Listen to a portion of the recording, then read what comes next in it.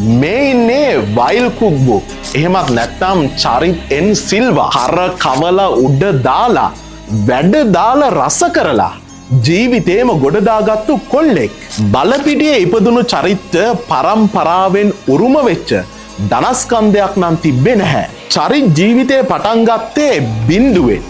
සාමාන්‍ය පවුලක කොල්ලෙක්ට නැති බැරිකම් අඟ හිඟකම් කියන්නේ අමුතු දෙයක් නම් නෙවෙයි. හැබැයි අද වෙද්දි චරිත් කියන්නේ ලංකාවේ මිලියනපතියෙක්.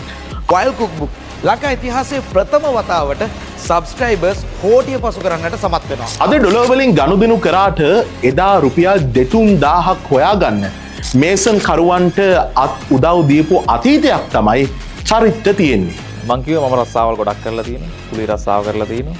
ඒ හැමදේම කරලා තියෙනවා. මට ජීවිතේ ඕනම දෙයක් කොට්ටි. ඕනම දෙයක් කරලා තියෙනවා. මේසන් බාස්ලත් එක්ක. නොකා නොබී හිටපු දවස්, බඩගින්නට තැඹිලි බීපු දවස් චරිත්ගේ ජීවිතේ ඕනෑ තරම් තිබිලා තියෙනවා. මුලදී හෝටල් වල පිරිසිදු කිරීම කරපු ඔහු අද වෙද්දී කොළඹ තරු පන්තියේ අවන්හලක හිමිකරුවෙක්. හැබැයි එක පුංචි සිතුවිල්ලකින්, එක පුංචි අභියෝගයකින් මේ කොල්ලගේ ජීවිතේ සම්පූර්ණයෙන්ම වෙනස් වෙනවා. මුළු දිවයිනටම බල පැවැත්වෙන පරිදි ඇඳෙන නීතිය මතකයිනේ කොරෝනා කාලේ. ඒ කාලේ අපි හැමෝටම අමාරු කාලයක්. Charith while cookbook YouTube channel එක පටන් ගන්නේ කොරෝනා හැදිලා කොරොන්ටයින් වෙන්න ලැබුණු මාස එකමාරක නිවාඩු කාලේ කම්මැලිකම නැති කරගන්න.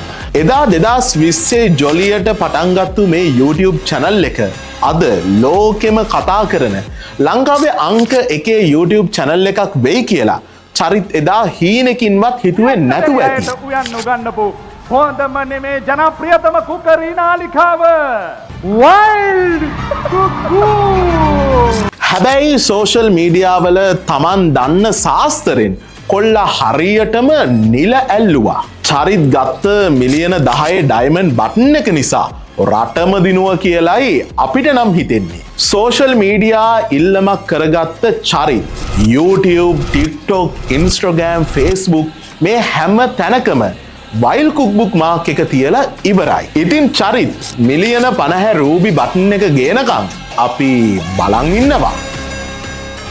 Island Icon